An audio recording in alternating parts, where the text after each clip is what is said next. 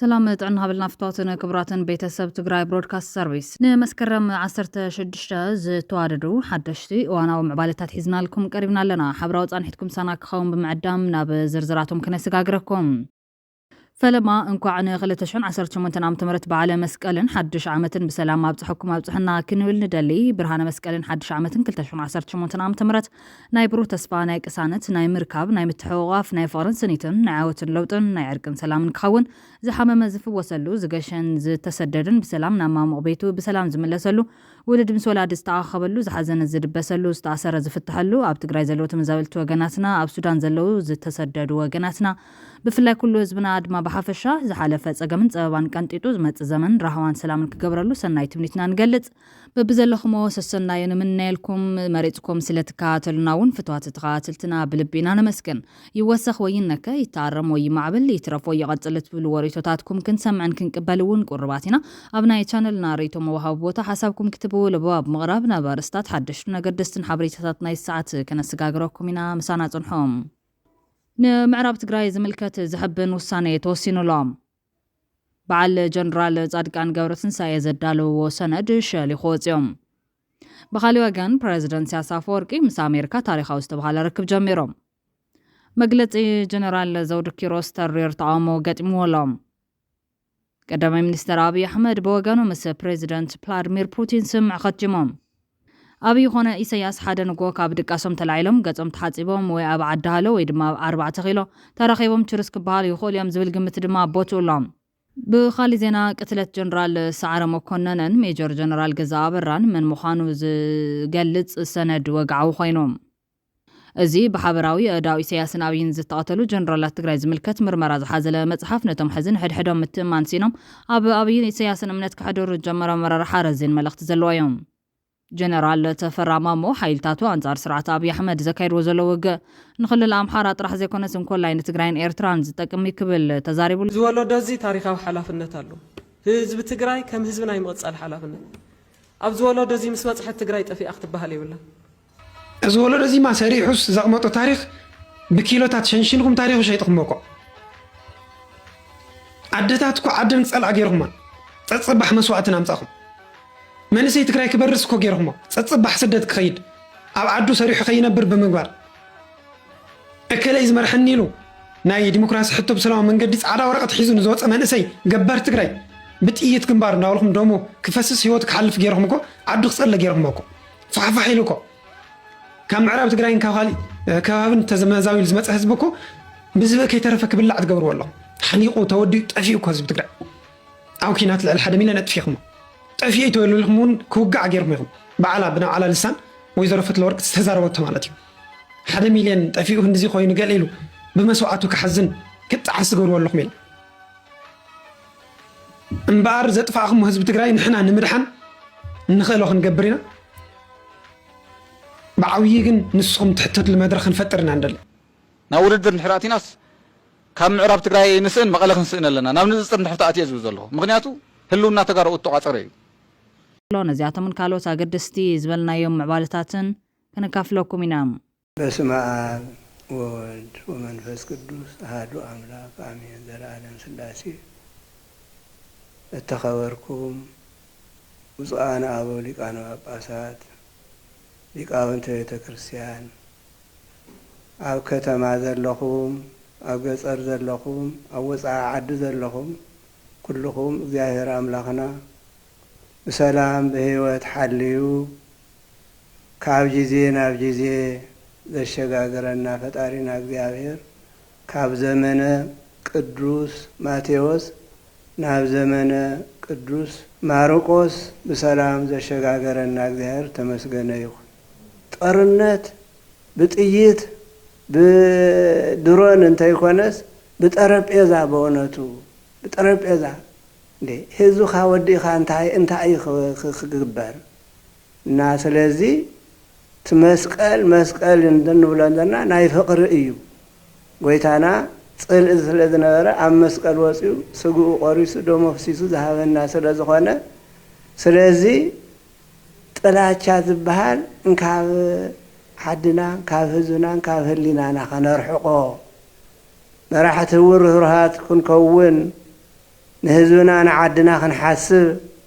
سلا هزونا سلا عدنا خنشجر خنجنق يقبع زننا يساعات بتعمي حماق ساعات نكاب جزءهم تفناقيلهم بخين دا زركوا حواتنا نيو بيبوتو عبكين دا خوينهم بصحاي بغري بتميت شجر نيو ايتمدو سننا نساتهم ون كنستاوسهم نابتهم زملسلو كنصعر خمزلنا እንደገና ደግሞ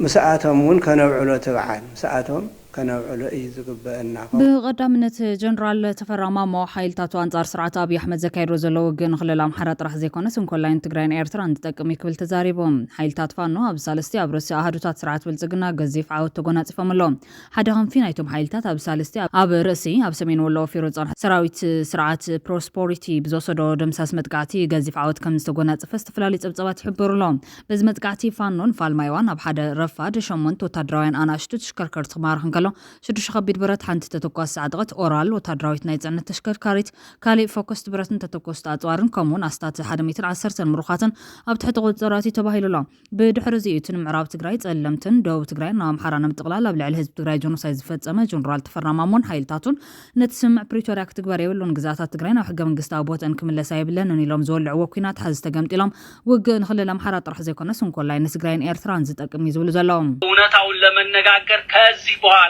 እኛ እያለን የኤርትራንና የትግራይ ህዝቦች ብልጽግና ሊያጠቃ አይችልም። ካጠቃም ዝም አንለው። ይሄ መታወቅ አለበት። በየተራ ሰሜነኞች እየተመቱ አይቀጥሉም። ስለዚህ ይሄ ምንም እኛ ምድር አንሰጠውም። ከዚህ በፊት የተደረገው ከመጠን በላይ ነው። እኛ በሌላ መንገድ ነው። እነሱ በየተራ ታርጌት አድርጎ አላማ አድርጎ በየተራ እየጨፈጨፈነ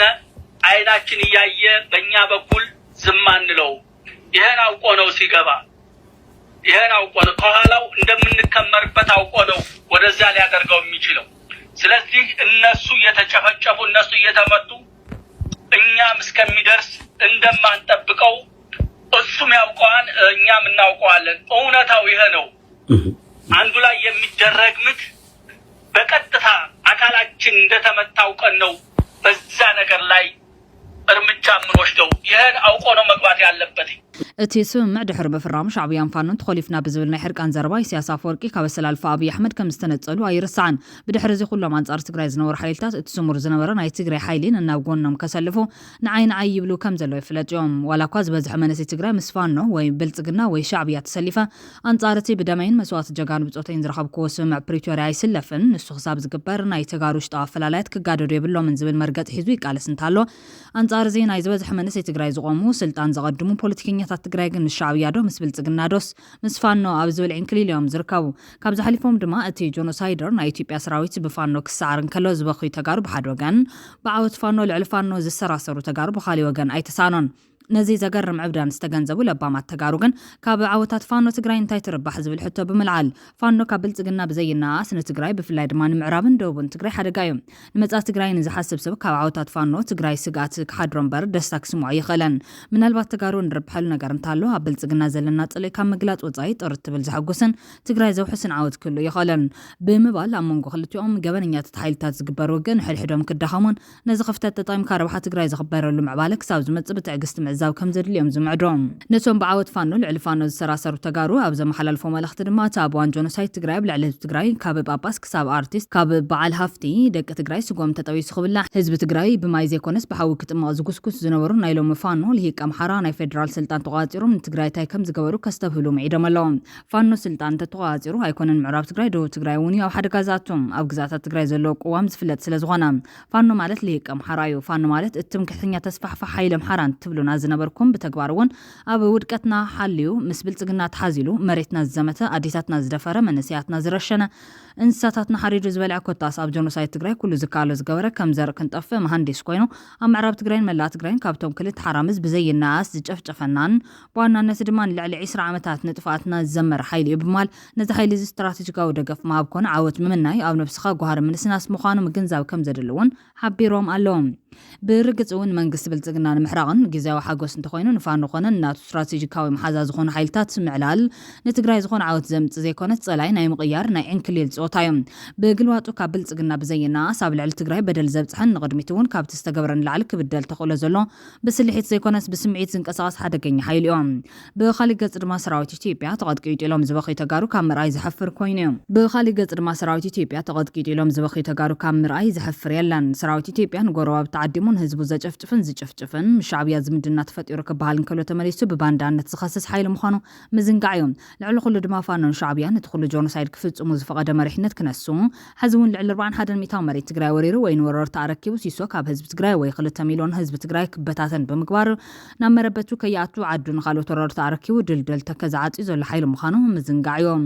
እንታይ ዳይቲ መፍትሕን ዝብልገን መጻዓደል ትግራይ ውሕዝ ዝኸውን ትግራይ ኣብ ጎረባብታ ብዝፍጠሩ ሓይልታት ዘይኮነስ ኣብ ውሽጣ ብትገብሮ ሓቀኛ ሓድነትን ሕዳጎትን ትግራይ ከምቲ ናይ ቅድሚ ሕዚ ኣብ ደቃ ክትተኣማመን ደቃ ተረዳዲኣ ክትሓቁፍ ፈቃደኛ ዝኾነ መሪሕነት እንተሃልዮም ካብ ዝወጻኢ ምስ ፋኖ ዝግበር ዘሎ ውግእ ኾነ ዛ መንጎ ስትራቴጂካዊ መሓዛ ፋኖ ዝኾነ ሻዕብያን ብልጽግናን ዝረአ ዘሎ ናይ ኩናት ነጋሪት ንዓናን ተጋሩ ዝምልከት ኣይኮነን ቅድሚ ሕዚ ፋኖ ሓዊስካ ክልቴን ሃገራት ኣብ ልዕሊና ጆኖሳይድ ዝፈጽማ እየን ኣብይ ይኹን ኢሳያስ እዚ ኩናት ኣብ ማእኸል ትግራዮም ከካይድዎ ዝሓስቡ ዘለዎም ስለዚ መራሕቲ ትግራይ ኮነ ጀነራላት ትግራይ እዚ ኣብ ትግራይ ካይድ ተሓሲቡ ዝኒሄ ኩናት ብኸመይ ካብ ትግራይ ወጻኢ ከም ዝካየድ ክትሓስቡለኩም ኣብ ኩናት ናይ ማንም ደጋፍ ክንከውን የብልናን ሰራዊትና ኣብ ዘይምልከቶ ኩናት ክሳተፍ የብሉን ናይ ሓደ ሰብ ህይወት ክንስእን የብልናን ነንበዓለን ስርየን ይዋፀየን ንሕና ክንገብሮ ዝግበአና እንተሃልዩ ድሕሪ ናይ ክልቴን ሃገራት ኩናት ምስተዛዘመ ክንከዶ ዝግበአና ሽዑ እዩ ምስትውዓል ዘድልየና ምክንያቱ ሕዚ ምስ ሓደን ተወጊና ክንዕወት ንኽእል ክንጠፍእ እውን ንኽእል ኢና ድሕሪ ኩነታት ኢትዮ ኤርትራ ግን ዝጽበየና ዓወት ጥራሕ እዩ ሰራዊትና ውሽጥናን ሓደ ኮይና እንከይተሸራርፍና ተዓቂቡ ክቕመጥ እዩ ዘለዎም እዚ ኩናት ኣብ መሬት ትግራይ ንኸይካየድ ኣብይ ኾነ ኢሉ ብትግራይ ከኣቱ እዩ ዝደሊ እንተደሊ ብዓፋር ንዮ መንገዲ ዓቕሚ እንተሃልይዎም እዚ ሽርሕ ናይ ኣብይ ክትነቕሑሉ ይግባእ ኣብ መሬት ትግራይ ካብ ጫፍ እስካብ ጫፍ ሓንቲ ፍረ ጥይት እውን ክትኮስ የብልናን ዝብል መጠንቀቕታ ናይ ብዙሓት ወገናት እዩ ብኻሊእ ሓበሬታ ንምዕራብ ትግራይ ዝምልከት ዝሕብን ውሳነ ተወሲኖም ኣብ ልዕሊ ህዝቢ ትግራይ ዝተፈጸመ ጽናት ዓሌት ይጣሰናን ዝበለ ሲኖዶስ ኢትዮጵያ ሎሚ እውን መሬት ትግራይ ናብ ኣምሓራ ንምጥቕላል ጻዕርታት ኣብ ዝግበረሉ ዘሎ ወቅቲ እዩ ውሳነ ተወሲኑ ዘሎ ኣብ ቀረባ ዋና ኢትዮጵያ ቤተ ክርስቲያን ሲኖዶስ ህዝበ ክርስቲያን ደቡብ ትግራይ ናብ ወሎ ክጥቕለል ውሳነ ምምሕልላፍ ስዒቡ ጀነራል ታደሰ ወረደ ተቃውሞ ኣስሚዑ ነይሮም እቲ ሲኖዶስ ብኣሽሓት ዝቑጸሩ ጥንታውያን መጽሓፍትን ንዋየ ቅዱሳትን ካብቲ ክቡር ገዳም ዋልድባ ትግራይ ሓዊስካ ካብ ሙሉእ ትግራይ እናተሰርቐ ስቕታ ምምራፁ ጥራሕ ዘይኮነስ ኣብ ምዕራብ ትግራይ ወራር ክፍጸም ከሎ ናይ ጎንደር ጨናፈር ናይ ሲኖዶስ ተዋሳእቲ ጨፍጫፍን ዝምታን መንባሮም ታሪክ ሰኒድዎ እዮም ኣካልቲ ጨፍጫፍን ዘመታን መንባሮም ታሪክ ሰኒድዎ ይኹን እምበር በዚ ጣዕሰ ኾነ ልባዊ ቅረታ ክቡ ይተራዩን ብግምጣሉ ግን ተመሳሳሊ ክስ ዝቐርበሉ ዝነበረ ናይ ኢትዮጵያ መጅሊስ ድሕሪ ኩናት ትግራይ ካብ ከምዚኦም ዝኣምሰሉ ተግባራት ከም ዝተቆጠበ ዝፍለጥ ኮይኖም ካብ ዝሓሊፉ ግን ምዕራብ ትግራይ ኣብ ትሕቲ ኣምሓራ ኮይኑ ናይ መጅሊስ መረፃ ክካየድ ንዝተገበረ ጻዕሪ ከም ዝነፀገ የረጋጊፁ ዘሎ እቲ መጅሊስ ምዕራብ ትግራይ ኣብ ትሕቲ ኣምሓራ ጌርካ መረፃ ምክያድ ኣይከኣልን እዩ እቲ ከባቢ ኣካል ትግራይ ብማል ታሪካዊ ዝሕብንን ውሳነ ከም ዘመሓላለፈ ላንዳ ሪፖርት ዝተብፅብሎም በዛ አጋጣሚ ብናይ ድምፂ ኣሜሪካ ወኪል ኣብ መቐለ ሰናዳ ላንዳ ሪፖርት ቻነል ክትከታተሉ ንዓደምና ናይቲ ውሳነ ውስን ትሕዝቶ ሰሚዕና ናብቲ ዝቕፅል ሓበሬታ ክንሰገር ቤት ምኽሪ ጉዳያት እስልምና ትግራይ ኣብ ጉዳይ ምዕራብ ትግራይ ዝርከቡ ሙስሊም ውሳነ ኣሕሊፉ እቲ መጅሊስ ንጉዳያት እስልምና ትግራይን ሉዓላውነት ትግራይ ዘኽብር ውሳነ ኣሕሊፉ ተባሂሉ መጅሊስ ኢትዮጵያ ኣብ ምዕራብ ትግራይ ዝርከቡ ሙስሊም ኣመራርሓ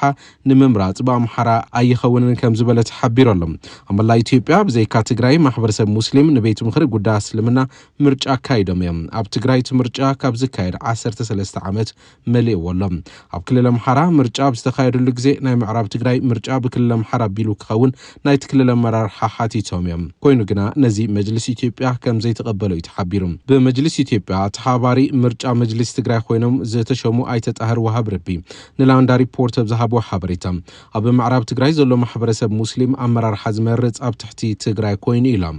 ኣብ ማእኸል ተመዛበልቲ ዝርከቡ ይኹን ኣብ መረበቱ ዝነብር ሙስሊም ማሕበረሰብ ምዕራብ ትግራይ ዝመሓደር ብቤት ምኽሪ ጉዳያት እስልምና ትግራይ ምዃኑ ተዛሪቦም ብተወሳኺ ድማ ዝተሰርሑ ማህተማት ኣብ ትሕቲ ትግራይ ምዃኖም ዘርኢ ኢሎም ቅድሚ ሕዚ ሲኖዶስ ኦርቶዶክስ ተዋህዶ ቤተክርስትያን ኢትዮጵያ 6 ወረዳታት ዞባ ደቡብ ትግራይ ኣብ ትሕቲ ምምሕዳር ሃገረ ስብከት ሰሜን ወሎ ከኣቱ ከም ዝገበረ እዚ ድማ ትግራይ ናይ ምክፋል ተግባር ብምባል ፕሬዚደንት ታደሰ ወረደ ተቃዊሞ መንባሩ ይዝከር እዩ። ኦርቶዶክስ ኢትዮጵያ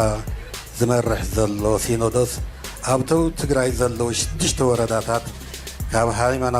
ካብ ሃይማኖታዊ ጉዳይ ወፃኢ ፖለቲካዊ ውሳነ ብምውሳን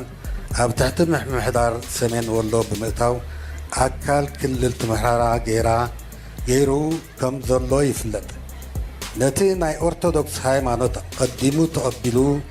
ናብ መላእ ሃገረይ ዘስፋሕስሐ ህዝቢ ነቲ ታሪኽናን ናይ እምነት ቅርስታትናን ኣሽሓት ዓመታት ዓቂቡ ዝጸንሐ ህዝቢ ነቲ ምስረታ ሃገርና ኢትዮጵያ ሕልፊ መስዋዕቲ ዝኸፈለ ህዝቢ ነቲ ምልክት ጥንታዊ ስልጣነ ዝኾነ ሓወልቲ ሓልዩ ዝጸንሐ ህዝቢ ነታ ነዚ ህዝቢ ንዘበናት ዘንበረት ትግራይ ቤተ ክህነት ሃገርና ኢትዮጵያ ኣብ ኩናት ጽንተት ትግራይ ዝገበረቶን ዝፈጸመቶን ታሪክ ዘርእስዖ መሕፈሪ ፖለቲካዊ ዶታ ከየዛነፈት ሕዚ እውን ትቕጽለሉ ከም ዘላን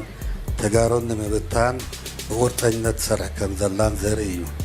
ጊዜያዊ ምምሕዳር ትግራይ ነዚ ሸርሒ ኣትሪሩ ከም ዝቃወምን ኩሎም ሃይማኖታት መራሕትን ምእመናንን ትግራይ ብጽንዓት ክቃለስዎ ድማ ይጽውዕ። ቅትለት ጀነራል ሰዓረን ገዛኢ ኣበራን መን ምዃኑ ዝገልጽ ሰነድ ወግዓዊ ኮይኖም እዚ ብሓበራዊ እዳው ኢሳያስን ኣብይን ዝተቐተሉ ጀነራላት ትግራይ ዝምልከት ምርመራ ዝሓዘለ መጽሓፍ ነቶም ሕዝን ሕድሕዶም ምትእምማን ሲኖም ኣብ ኣብይን ኢሳያስን እምነት ክሕድሩ ጀመሩ ኣመራርሓ ረዚን መልእኽቲ ዘለዎ እዮም። ርእሲ ናይዚ መጽሓፍ ድማ ተጋሩ ጀነራላት መን ቀተሎም ዝብል ኮይኑ ኣዛዚ ሓይልታት ምክልኻል ፌደራላዊት ኢትዮጵያ ዝነበረ ጀነራል ሰዓረ መኮነንን መሓዙ ብርጋዴር ጀነራል ገዛኢ ኣበራን መን ቀተሎም እቲ ኣብ ልዕሊኦም ዝተኻየደ መጥቃዕቲ ከመይ ተፈጺሙ ዝብል ትሕዝቶ ዝሓቆፈ ዓሚቕ ምርመራ ዝሓዘለ መጽሓፍ ጀነራሎቹን ማን ገደላቸው በቋንቋ ኣምሓርኛ ተጻሒፉ ኣብ ዕዳጋ ተዘርጊሑ ምህላው ብዙሓት ተኸታተልቲ ዘለዎ መሰረት ዝተባለ ማዕኸን ዜና ኢትዮጵያ ሓቢሮም። ብኣቆጻጽራ ኢትዮጵያ 15 ሰነ 2011 ዓ.ም ኣብ ልዕሊ ጀነራል ሰዓረን ብርጋዴር ጀነራል ገዛእን ዝተፈጸመ መጥቃዕቲ ተመልኪቱ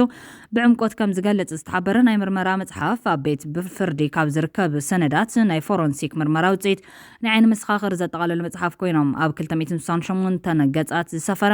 ድሮ ኣብ ከብሒ ኣማዞን ብ$35 ኣብ ዕዳጋ ቀሪቡሎ። ኣብዚ መጽሓፍ እዚ ትገበን ፈጺሞ ተባሂሉ ብቤት ፍርዲ ዕድሞ ልክዕ ብጽኑዕ ክእሰር ዝተበየነሉ ሓለቓ 10 መሳፍንቲ ጽጋቡን ንቤት ፍርዲ ዝሃቦ ቃል እውን ኣሎ። ሓለቓ 10 መሳፍንቲ ኣነ ኣይቀተልክዎምን ጀነራላት ሰዓረን ገዛእን ዝተቐተሉ ኣብ ቀጽሪ መንበር ጀነራል ሰዓረ ሓጹል ዘሊሎም ብዝኣተው ተኮስቲ እዮም ይብል። እቲ ሓቂ ግን እዚ ድዩ ዋላስ ካሊእ እዩ ዝብል ሕቶ እውን ካሊእ ሕቶ እዩ ዘበግስ ዘሎ። ብተወሳኺ ውሽጢ እዚ መጽሓፍ ንሓለቓ 10 መሳፍንቲ ምስ ብርጋዴር ጀነራል ጽጌ ዝነበረ ርክብ ከመይ ይመስል ዝብል ሕቶ ምስ ቀረበሉ ዝሃቦ መልሲ እውን ተጻሒፉሎም። ተጋሩ ጀነራላት ሰዓረን ገዛእን ዝተቐተልሉ ሽጉጥ ናይ መን ነበረ? ስለምንታይ ናይ ኢድ ዓሻራ ዘይተረኸበ? ኣብታ መዓልቲ መቕታሎም ካሜራታት ናይ ሓለዋ መነጥፍኦም ናይ ትዕልት ሓለዋ ስለምንታይ ካብ ጥርጣረ ነጻ ኮይኑ ዝብል ዘይተሰምዕ ሓበሬታታት ተልዒላ ክሳብ መወዳእታ ንምንባብ ብዝጥዕም መንገዲ ከም ዝተዳለወት እቲ ሓበሬታ ዘረዳም። ትሕዝቶ እዚ መጽሓፍ ንብዙሕን ኣከራኻርን ዝበሃሉ ጉዳያት ብሰነዳት ብምድጋፍ ከብሪ ይፍተን ልክዕ ከም ወረጦ ነቒሱ ሓቅታት ይውፅም ጭብጥታት ተሰኒ ብመርትዖ ሓበሬታ ይካፈል ንልዕሊ 2 ዓመታት ዝተጻሓፈ መጽሓፍ ምዃኑ ይዘረበሎም። እዚ መጽሓፍ እዚ ፍልይ ዘብሎ ኣብ ኢትዮጵያ ቅድሚ ሕዚ ካብ ዝቐረቡ ናይ ምርመራ መጽሓፍቲ ብዝተፈለየ መልክዑ ዝቐረበ ደራሲ ንድሕነቱ ክብል ካብ ጋዜጠኛ በጋዜጠኛው ብዝብል ናይ ብርዒ ሽም ጥራሕ ሽሙ ዘላለየሉ ኣብ ውሽጢ ሃገር ዝነብር ምዃኑ እውን እቲ ሓበሬታ ይነጽር። መጽሓፍ ጀነራል መንቀተሎም ካብ 15 መስከረም 2025 ኣብ ኣማዞን ናብ ዕዳጋ ዝተዘርግሐ እንትከውን እንድሕርዳ ናይ ብሓቂ በቕንዕና ብዘይ ዝኾነ ይኹን ሸፈጥን ፖለቲካዊ ትሕዝቶን ተጻሒፋ ኮይና ብቋንቋ ትግርኛ ተተርጊማ ክትቀርብን ክንመሃረሎም ዝግብኡ ነገራት ክህልውን ኣብ ብዙሓት ተስፋ ተነቢሩሉ ኣሎ።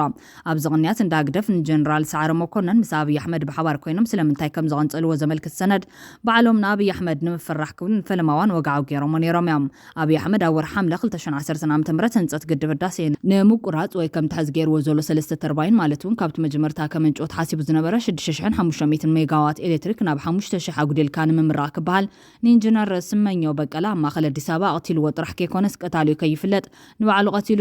በሉ ኢሉ እዩ ዝበሃል ጀነራል ሰዓረ መኮነን እውን ብሓደ ወገን ኣብ ልዕሊ ህዝቢ ትግራይ ኩናት ክእወጅ ሰሜን እዝ ካብ ትግራይ ከይለዓል ተኸላኺሉ ብዝብል ከይቀተሎ ኣይተርፍን ክበሃል ፀንሐ ኮይኑ ሻዕብያ ድማ ቀይሕ ባሕሪ ስለዝበለ ቀቲልናዮ ዝብል ሰነድዮም ኣብዚ ሰሙን ዘርጊሖም ነይሮም ተስፋንዩ ዝተባሃለ መርበብ ሓበሬታ ህግደፍ ንዝሓለፉ ልዕሊ 15 ዓመታት አንጻሪ ህወ ደግ ዘቕንዑ ንፕሮፓጋንዳዊ ሓበሬታታት ብምዝርጋሕ ዝፍለጥ ኮይኖም ኣብ ዝቐነ ድማ ተረሲዑ ዝነበረ ጉዳይ ቅትለት ጀነራል ሰዓረ መኮነንን ብጻዩ ጀነራል ገዛ አበራን ቀታልዮምን ዝምልከት ምስ ጉዳይ ባሕሪ ተታሒዙ በኢሳያስን ኣብይን ዝተፈጸመ ምዃኑ ባዕሉ ኣረጋጊፅዮም ተስፋንዩስ ወይ ብናይ ሕዛ ኣፀዋውዑ ቲኤን ኮሚኒታሪስ ንድሕሪት ናብ መወዳእታ 2010 ዓ.ም ተመሊሱ ድምፂ ኣሜሪካ ወርሒ ጳጉሜን ቅድሚ ዶባት ዛላምበሳን ራማን ምኽፋቶም ዝሰርሖ ዜና ብምምጻእ ገማግም ባሕሪ ናይ ብጻይ ካይትመነኝ ተዘይኮይኑ ከም ጀነራል ሰዓረ መኮነን ክትቀንጸል ኢኻ ዝብል መጠንቀቕታ እዩ ንኣብይ ኣሕመድ ሎምቐና መሓላልፉ ዘሎ ትግራይ ብሮድካስት ድማ ሻዕብያን ጀነራል ሰዓረ መኮነን ንምንታይ ምስ ኣብይ ኣሕመድ ተመኺሩ ቀንፂልዎ ዝብል ምላሽ ንምርካብ ናብቲ ናይ ቲዋን ዜና ድምፂ ኣሜሪካ ተመሊሱ ምላሽ ክረክብ ፈቲኖም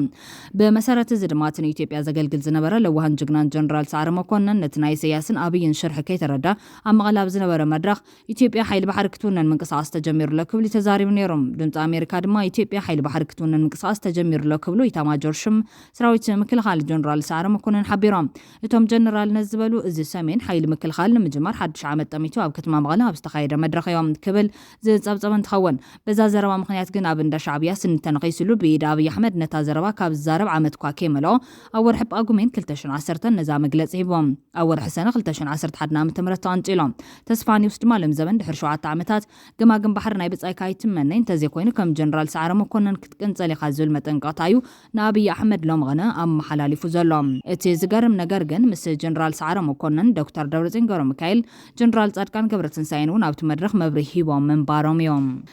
ኣብ ከተማ መቐለ ዝሓለፈ ቀዳም ኣብ ዝተሰናደ መድረኽ ምቕባል ሓድሽ ዓመት ዘረባ ዘስምዑ ኢታማጆር ሹም ሰራዊት ምክልኻል ኢትዮጵያ ጀነራል ሰዓረ መኮነን ሰራዊት ዘሃገር ብዓቕሙ ንምጥንኻር መንግስቲ ብዝወሰነ መሰረት በኣጋር ሰራዊት ሓይሊ ኣየር ሳይበርን ብተወሳኺ ድማ ሓይሊ ባሕሪ ንምጥያሽ ምጥንኻርን ስራሕቲ ተጀሚሩ ኢሎም ሓይሊ ባሕሪ ብዘለና መልክዓ ምድራዊ ኣቀማምጣን ኢትዮጵያ ከም ዓባይ ሃገር ከም ዘድልያ ተወሲኑ ተግባራዊ ስራሕቲ ድማ ተጀሚሩ ኢሎም ጀነራል ሰዓረ የባህር በር ያለመኖር የባህር ኃይል እንዳይኖር የሚያግዘን ሊሆን አይችልም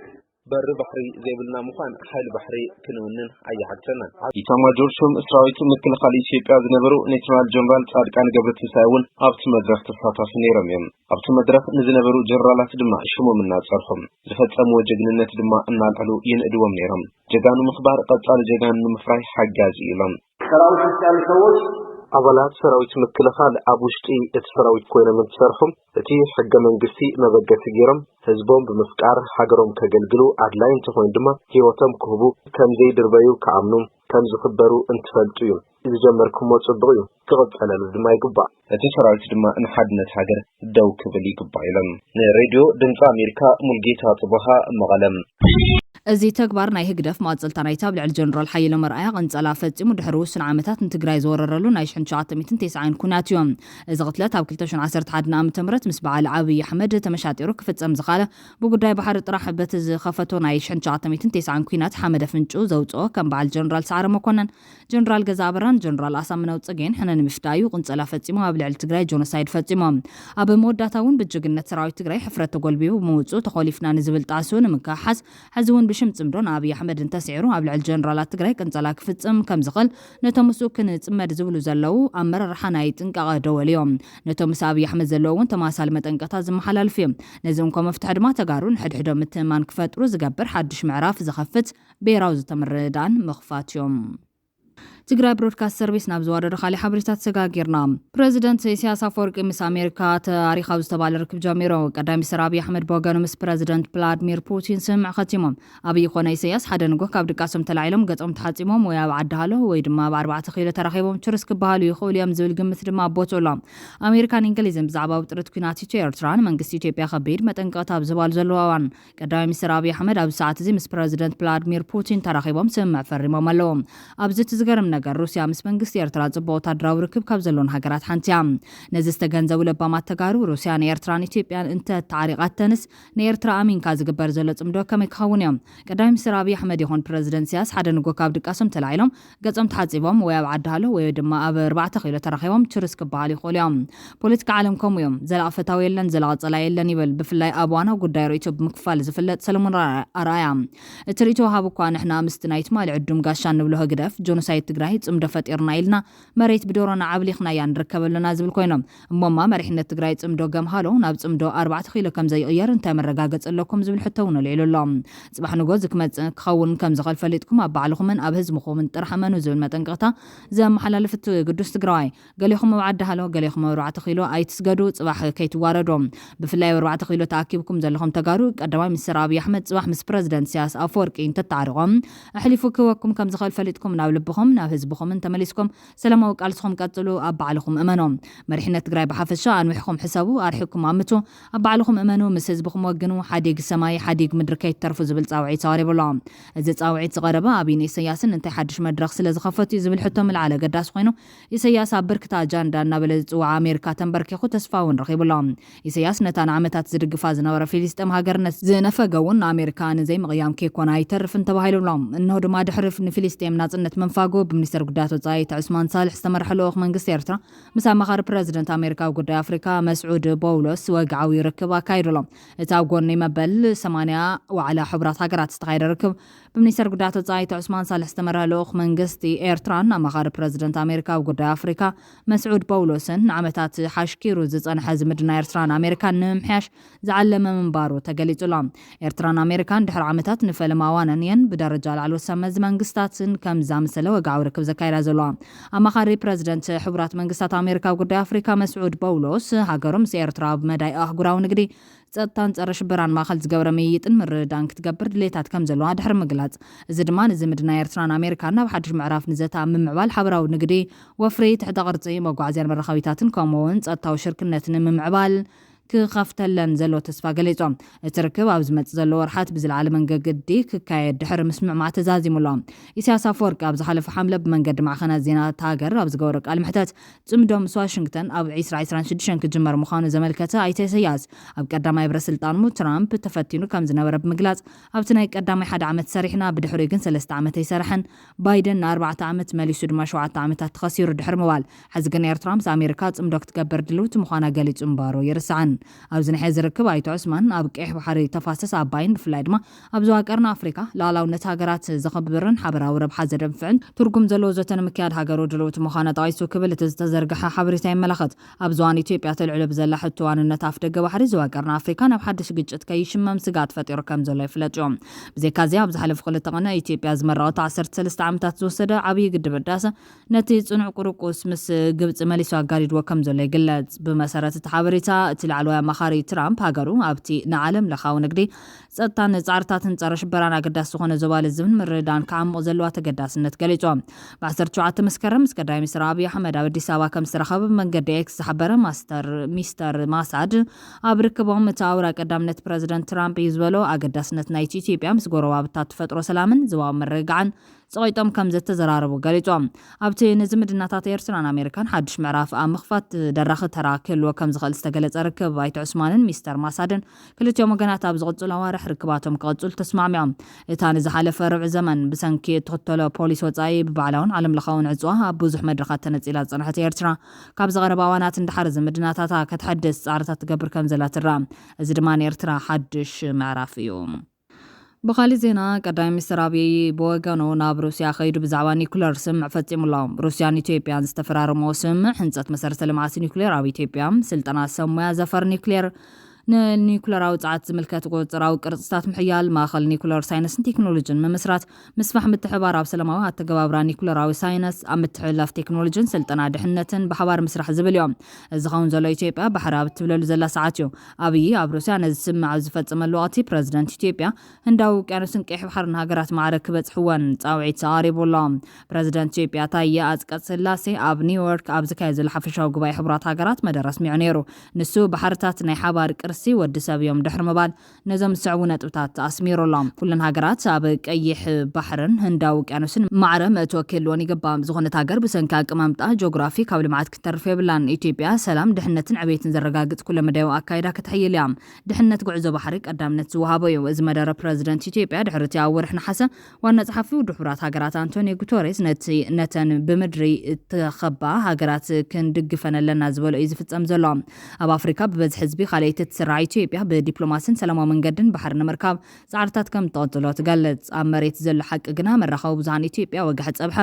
ባሕሪ ብፍላይ ድማ ካብ ኤርትራ ብሓይሊ ንምምንጣልን ኩናት ንምንቅስቓስን እየን ዝሰርሓ ዘለዋ ክልቲኦም ኣብ ክልተ ጫፋት ሓያላት ሃገራት ዓለም ሩስያን ኣሜሪካን ዝገብርዎ ዘለዉ ርክባት ድማ ጉዳዮም ወይ ብሓይሊ ወይ ብልዝብ ንምውዳእ እዮም እዚ ኸውን ዘሎ ድማ ረፅምታት ማእኸላይ ምብራቕን ምብራቕ ኣፍሪካን ኣብ ዝሓየለሉ ኣብ መንጎ እስራኤልን ግብፅን ማለት እውን ሲናይ እስራኤልን የመንን እስራኤልን ኤርትራን ከምኡውን ሕድሕድ ኩናት ሱዳን ውክልና ኣድማሳ ውግእ ኢራንን ዱባይን ምስ ብዙሓት ተዋናይቱ ተለዋዋጣይ ባህሪኡ ንምግማቱ ኣብ ዘጸግም ወቅት እዮም ብፍላይ ኣሜሪካን እንግሊዝን ብዛዕባ ውጥረት ኩናት ኢትዮ ኤርትራን መንግስቲ ኢትዮጵያ መጠንቀቕታ ኣብ ዝህባሉ ዘለዎ እዋን ጽባሕ ስደተኛ ከይዕለቕልቐን ዝሰግአ ድማ ብምዕራብ ኣውሮፓውያን ዕሽ ብማል ቀዳማይ ሚኒስትር ኣብይ ኣሕመድ ኣብ ሰዓት ዝምስ ፕረዚደንት ቭላድሚር ፑቲን ተራኺቦም ይዝትሎም ኣብይ ንፑቲን ክብሎ ዝኽእል ኣጽዋር ሓገዝ ንኤርትራ ድጋፍ ንከቋርጹ ኣብ ጉዳይ ቀይሕ ባሕሪ ደግፉኒ 120 ሚልዮን ህዝቢ ሒዘ ወደብ ዘይብለይ ንዩክሬን ክትወርዋ ከለኹም እውን ኣብ ጎንኹም እየ ነይረ ናይ ብሪክስ ኣባልኩም እየ ክብል ይኽእል እዮም ናብ ትግራይ እንተመፂና ግን ሻዕብያ ዘዋፅኦ ፈሊጡ ክደራደር ይኽእል እዮም እዚ እንተኾይኑ ድማ ታጽምዶ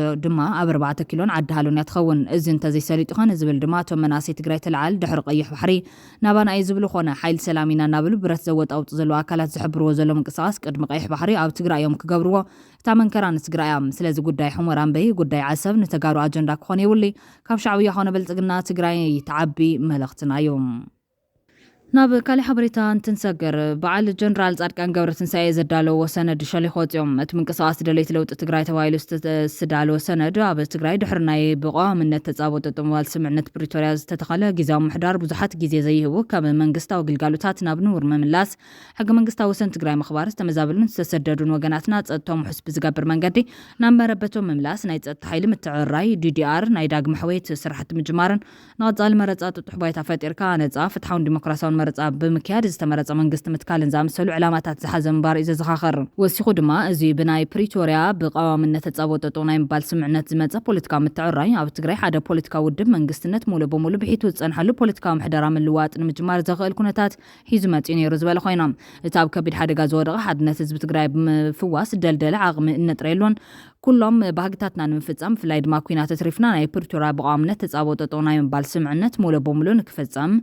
መኻልና ነርና እሳቲ ናይ ዘለና ፖለቲካዊ ቁልውላዊ ቀስ በቐስ ውሽጣዊ ዓቕምና ጠናኺርናን ዓለም ለኻዊ ድጋፍ ሒዝና ንምፍታሕ እውን ምኽእለና ነይሩ ክብል ዘዘኻኸረ ይኹን እምበር እቲ ኣብ ትግራይ ከም ንቡር ተወሲዱ ጸንሐ ናይ ፖለቲካዊ ምሕደራ ስርዓት ብናይ ሰራዊት ኢደታውነት ተደጊፎም እቲ ሓደ ክፋል ሕወሓት ፖለቲካዊ ስልጣን ብሒቱ በቲ ዝመጻናዮ ልሙድ ኣገባብ ክቕጽል ከኢሎም እዚ ካብ ኣብ መሰራርትኡ ኣትሒዙ ጸገም ዝነበሮ ጊዜያዊ ምሕዳር ኣብ ውሽጢ ውድብ ሕወሓት ዝተፈጠረ ምክፍፋልን ጣልቃ ኣታውነት ናይ ሰራዊት ኣዘዝትን ተወሲኽዎ ጠቕሊሉ ክለምስ ከኢሉ እዮም ላዕለዎት ኣዘዝ ሰራዊት ትግራይ ናብ ናይ ሓደ ፖለቲካዊ ውድብ ማእኸላይ ኮሚቴ ኣኼባ ብምታው ውሳነታት ናይ ማእኸላይ ኮሚቴ ክቕየር ኣገዲዶም እዮም ዝብል ክስታት እውን ኣቕሪቡሎም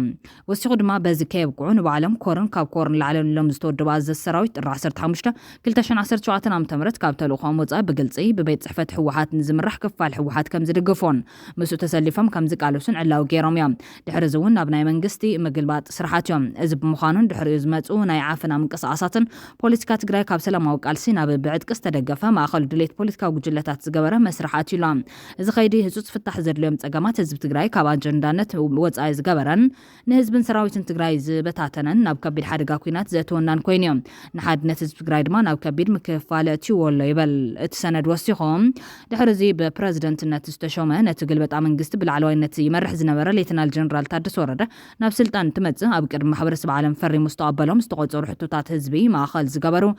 ስራሕቲ ንጎን ገዲፎም ኣሎም ብጉጅለ ቤት ጽሕፈት ሕወሓት ኣቢሉ እውን ኣንጻር ስምምዕ ተጻብጦ ምባል ፕሪቶርያ ምስ ናይ ደጋ ሓይልታት ጽምዶታት እናተፈጠሩ ንህዝቢ ትግራይ ናብ ኩናት ዝምለስን ትግራይ ዓውደ ኩናት ግዳማውያን ሓይልታት ገይሩ መምለሲ ናብ ዘይብሉ ጥፋት ዘእትውን ምንቅስቓስ ይግበረሉ ዝብል ክሲ ኣቕሪቡሎም ኣድላይነት ምስረታ ምንቅስቓስ ደለይቲ ለውጢ ትግራይ ብዝምልከት ድማ ኣብዚ ሕዚ በቲ ልዕሊ ኢሉ ዝተገለጸ ኩነታት ምክንያት ኣብ ትግራይ ዝተረጋግዐ ሰላማዊ ፖለቲካዊ ቃልሲ ምክያድ ኣዝዩ ከቢድ ኮይኑሎ ትግራይ እውን ብሰላም ወፊርካ ምእታው ዘይከኣለላ ካብ መዓልቲ ናብ መዓልቲ ሓደጋ ኩናት ዝውስኸላ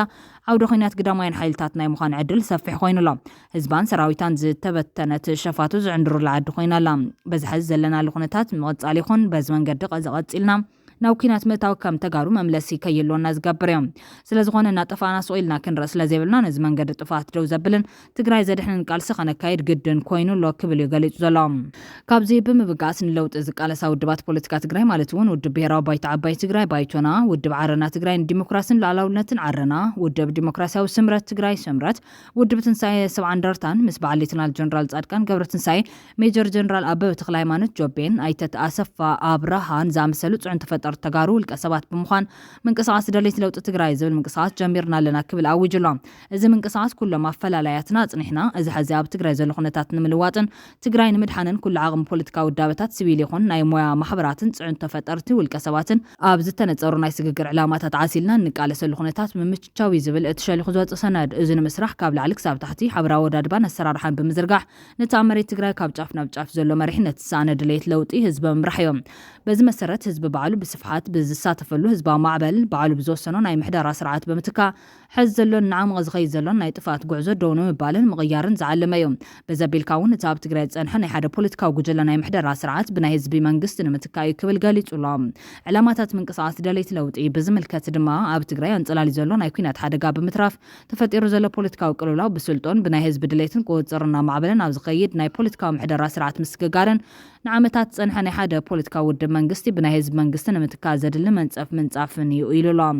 እዚ ንምግባር ድማ ስምዕ ሰላም ፕሪቶሪያ ክፍጸም ብሰላማውን ሕጋውን መንገዲ ምቅላስ ሓደ ኮይኑ ኣብ ትሕቲ እዚ ተመዛበልትን ኣብ መረበቶም ብውሕስ መንገዲ ንምምላስን እግርን ምትካልን ምቅላስ ሕገ መንግስታዊ ወሰን ትግራይ ንምርግጋጽ ምቅላስ ፍትሕን ተሓታትነትን ክረጋገጽ ምቅላስ በቲ ስምዕ መሰረት ናይ ዲዲአር ፕሮግራም ክፍጸምን ግቡእ ዕርያ ሓይሊ ጸጥታ ሴኩሪቲ ሴክተር ሪፎርም ክግበርን ምቅላስ ሓቋፊ ግዝያዊ መንግስቲ ምትካል ካልኣይ ዓላማ ኮይኑ ኣብ ትሕቲ እዚ ድማ ግዝያዊ ቤት ምኽሪ ትግራይ ክህሉን ነቲ ስራሕ ፈጻሚ ክቆጻጸርን ምግባር ኣብ ብቕዓት ዝተመስረተ ሓቋፊ ካቢኔት ትግራይ ምስራት ህዝቢ ዝቆጻጸርን ተጽዋዕነትን ንህዝቢ ዝኾናን ኣብያተ ምኽርን ምሕዳራትን ወረዳ ከተማን ጣብያታትን ምምዕርራይን ምጥንኻርን ሰላም ጸጥታን ትግራይ ውሕስ ምግባርን ጎቦ መንግስታዊ ግልጋሎት ብዝተማልአ መንገዲ መሃበን ምዃኑ ገሊጹሎ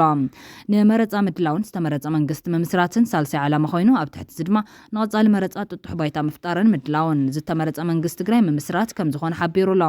ኣብ ውዳድባ እዚ ምንቅስቃስ እዚ ምንቅስቃስ ድማ እዚ ምንቅስቃስ ብሕጋዊ ኣገባብ ዝተመዝገባ ፖለቲካዊ ውድባት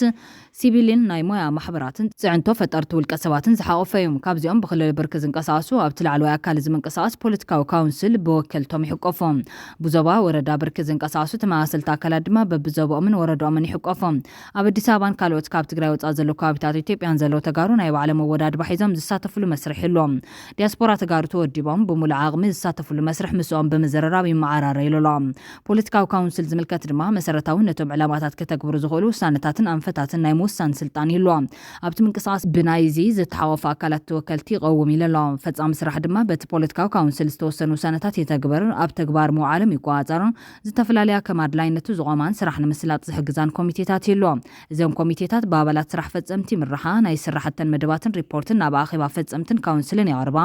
ኣብዚ ምንቅስቃስ ንምሕቋፍ ዘድልዩ ረቑሕታት ድማ ኣብዚ ምንቅስቃስ ዘለዎ ኣካላት ይኹን ብቐጻሊን ኣብዚ ምንቅስቃስ ዝጽንበሩ ሓይልታት ፖለቲካ ትግራይ ክስማዕምዑለን ወይ ድማ ከማል እወን ዝግባእ ቀንዲ ረቑሕታት እንዘንስዕባየን መሰል ርእሰ ውሳነ ህዝቢ ትግራይ ዘቐበሉ ዝኣምኖም ብሄራዊ ህላውን ረብሓን ትግራይ ዘቐድሞ ስምዕ ሰላም ፕሪቶሪያ ብሰላማውን ሕጋዊ መንገዲ ንኽትግበር ዝቃለሶም ንምውሓስ ግዛታውን ፖለቲካውን ሉዓላውነት ትግራይ ዝቃለሶም ኣብ ትግራይ መሰረታዊ ስርዓታዊ ለውጢ ክመጽእ ዝቃለሱን ዝብሉን ዝኣመሳሰሉን ብውሕዱ ኣብ ናይ ኩሉ ትግራዋይ ብሄራዊ ዋንያትን ረብሓታትን ዝስማዕምዑን ዝቃለሱን ሓይልታት ዝሓቁፍ ክብል እቲ ዝሸለኾ ሰነድ ገሊጹሎም ምጽዳቕ ምእዋጅ ናብ ተግባር ምእታው ብዝምልከት ድማ ውድብ ብሄራዊ ባይቶ ዓባይ ትግራይ ባይቶና ዓረና ትግራይን ዲሞክራሲን ሉዓላውነትን ዓረና ውድብ ዲሞክራሲያዊ ስምረት ትግራይ ስምረት ውድብ ትንሳኤ ሰብዓ እንደርታ ምስ በዓል ሌተናል ጀነራል ጻድቃን ገብረትንሳኤ ሜጀር ጀነራል ኣበበ ተክለሃይማኖት ጆቤን ኣይተ ኣሰፋ ብርሃን ዝኣመሰሉ ጽዑን ተፈጠርቲ ውልቀ ሰባት ብምዃን ነቶም ኣብ ላዕሊ ዝተዘርዘሩ ሓበራዊ ዕላማታት ንምዕዋት ተስማዕሚዐ